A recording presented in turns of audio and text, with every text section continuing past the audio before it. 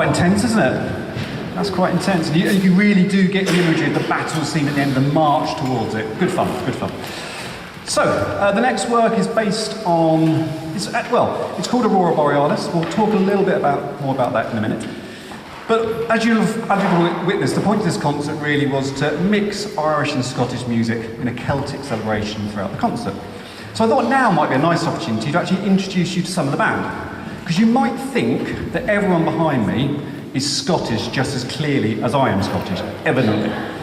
So let's see, shall we? I'm not entirely sure what's going to happen now myself, neither are they. So I'm going to ask, if you are Scottish, and if you're in the percussion you can just wave. If you are Scottish, please stand now, in the band. You don't need to applaud. We're only talking about where they came from. Thank you very much. If you're Irish, now stand. Or wave. No, stand up, come on. There's a few Irish people. Well, we haven't really covered the music, but Wales is also Celtic, isn't it? I think we've got some Welsh people.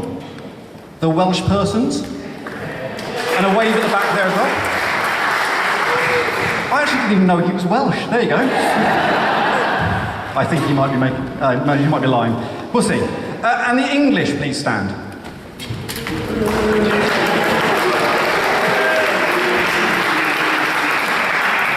I think that's the majority, actually, isn't it? Who would have thought? Who would have thought? Thank you very much. But that's not everyone. We've got some others, from people from further afield as well. One is not with us, so we've got a gentleman that's actually all the way from the Caribbean, St Vincent. But we also have a gentleman with us who joined from Malta, and also a lady from China as well. Please do stand. There we go.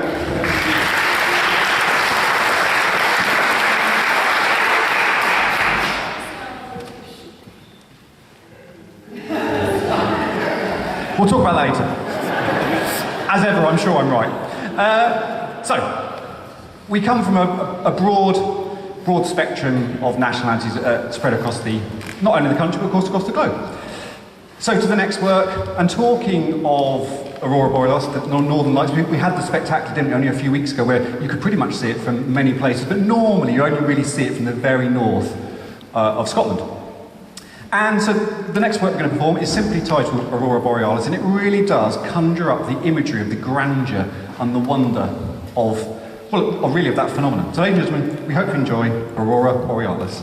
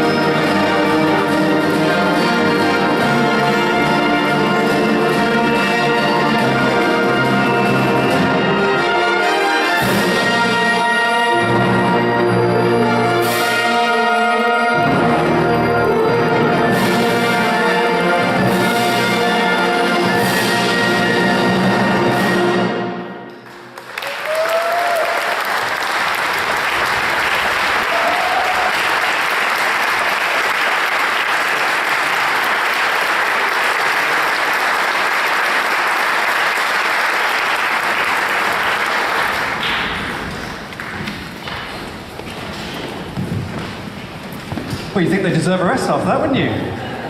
Unfortunately not. If anything, it ramps up a little bit.